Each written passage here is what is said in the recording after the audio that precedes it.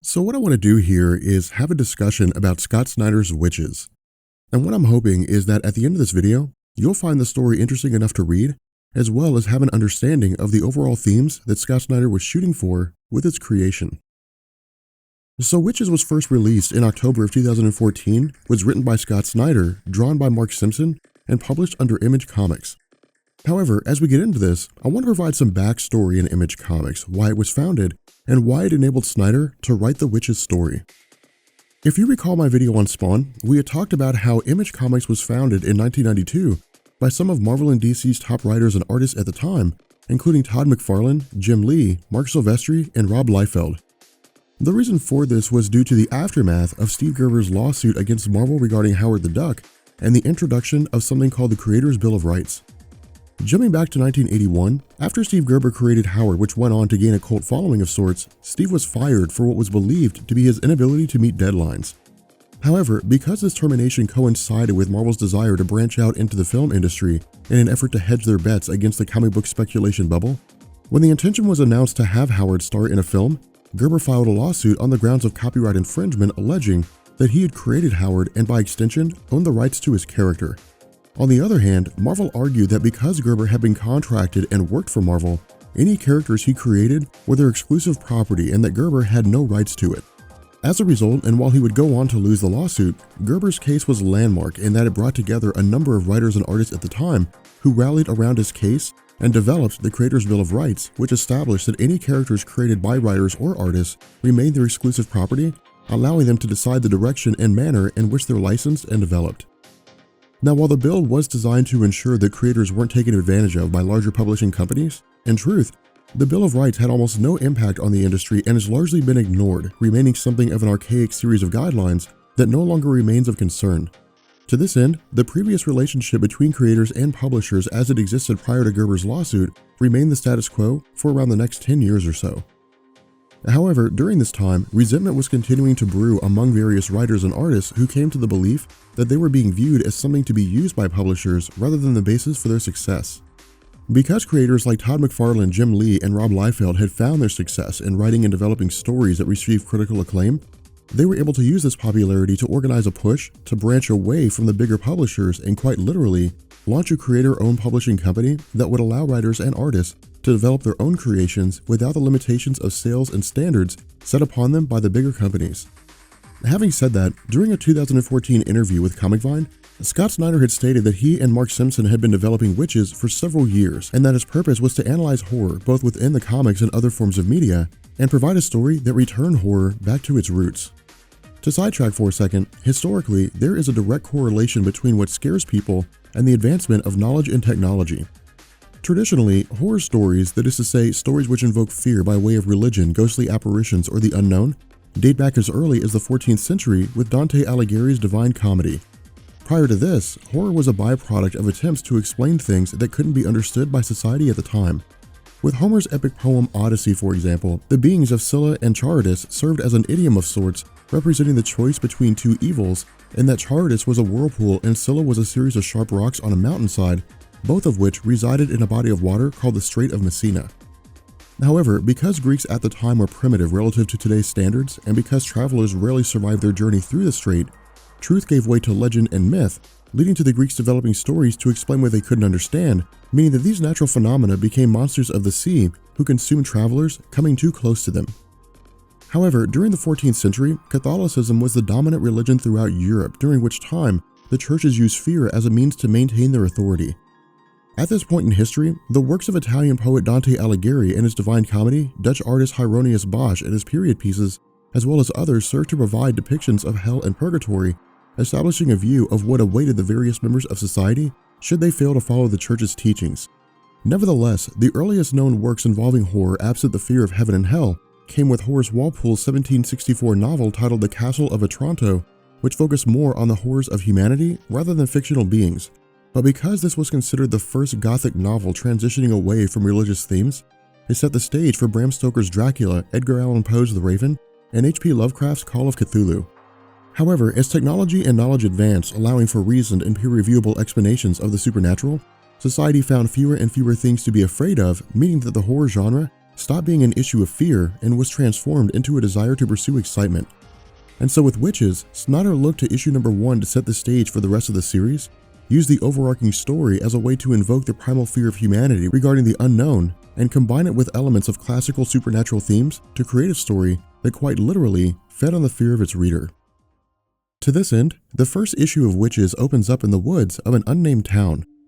Using the art to indicate that the comic is meant to provide us with a different view of the traditional idea of what witches are, the scene reveals a person trapped inside of a tree. Calling for help, the scene is met with the arrival of a young boy named Tim. Revealing that this woman is the mother of Tim, his curiosity as to why she's inside of a tree is met by her fear of whatever's chasing her and the presumption that it intends to kill her. Now, where we would expect Tim to come to her aid, when he's instructed to use a large rock to smash open the hole allowing her to escape, instead, he hits her across the face with it. And so with the mother stunned by his actions and seeming to be incapacitated, Tim makes the statement that pledged is pledged, with his mother being seized from behind by hands belonging to an unknown figure. Now, to be honest, what I love most about this is just how dark and terrifying everything is.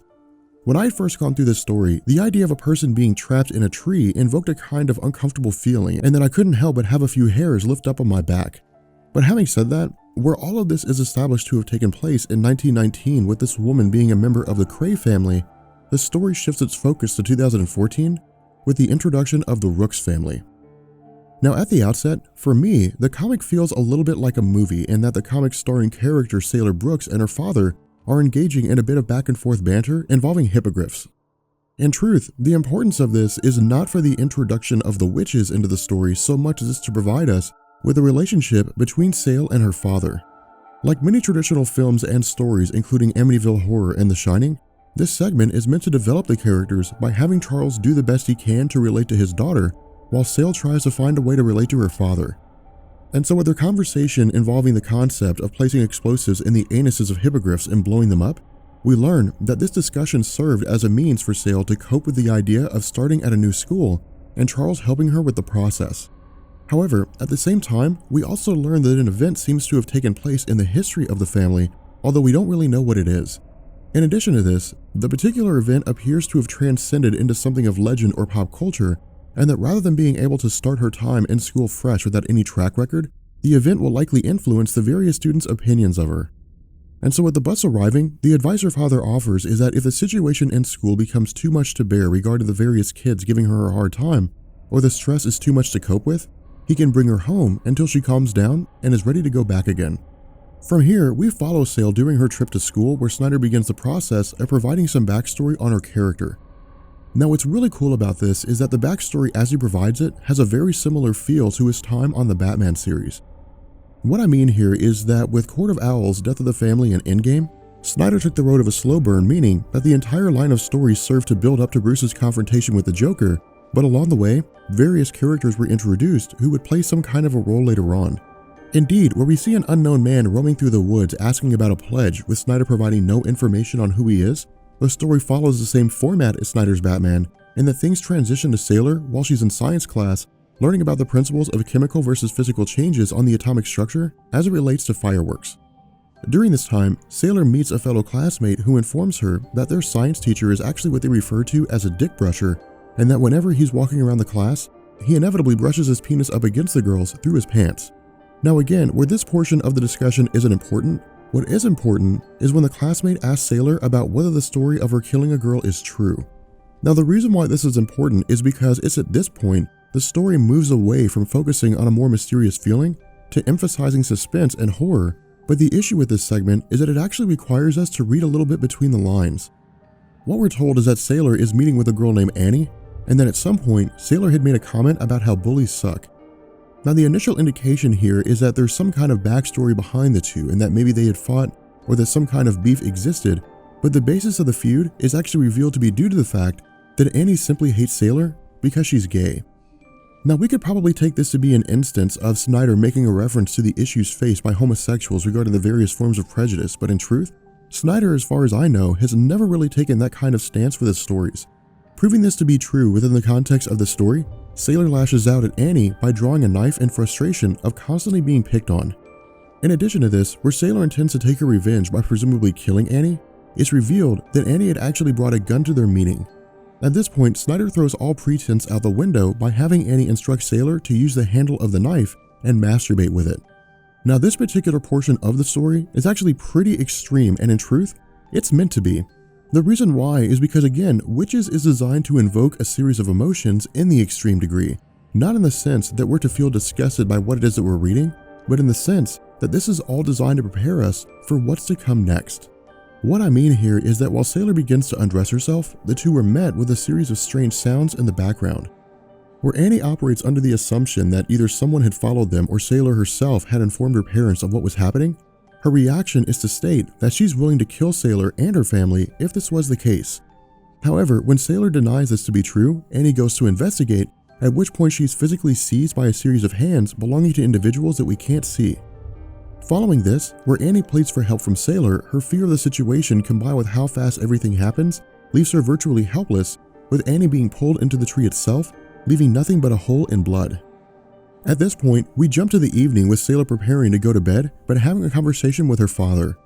Now, something that's cool about this is that despite trying to create a story that throws back to the roots of classical horror, Snyder doesn't forget the small things. The conversation as is taking place between Sailor and her father establishes that despite her experience, Sailor maintains a strong relationship with her parents and that they function in a support capacity. But at the same time, Snyder also leaves things a little ambiguous. What I mean here is that with her flashback, we're aware of what happened to Annie and that she was taken by supernatural forces. But when Sailor discusses this with her father, she simply talks about Annie's disappearance. What Snyder seems to be doing here is leaving it to us to decide at the moment about whether or not Sailor's parents are aware of what happened, or if their only information is that she simply vanished. In addition to this, Sailor asks the question of whether or not she was the one responsible for Annie's vanishing, which provides some valuable insight into her character, and that Sailor doesn't fully understand what happened, suffers from survivor's guilt, and may even be attempting to believe that what she saw wasn't what actually happened. And so following Charles downstairs as he speaks with his wife, we learn that following the incident with Annie, the family had moved for the purpose of attempting to get away from everything that had happened. Where they knew that the situation was inescapable in the sense that Sailor would have the events ingrained in her mind, the hope of her parents was that if given some distance, Sailor could begin the healing process and start over. And so as this first issue begins to come to a close, we pick up with Sailor in her room, during which time a hissing sound is heard from a tree outside. Calling out to it and attempting to figure out what she's hearing, the sound is revealed to be coming from Annie, who seems to have either reanimated or returned despite having been killed. Now, the indication here as it's shown is that once a person is killed by one of the witches, they seem to become one of them, destined to exist within the trees and continue the process of killing those who stray too close or are sacrificed. And so with Sailor crying out in terror, her father rushes upstairs, while the unknown man from earlier in the story sits outside of the house, coughing his teeth up. With that being said, we're going to bring this video to an end, and let me know what you guys think about this story so far down in the comment section. And I will catch you guys later. Peace.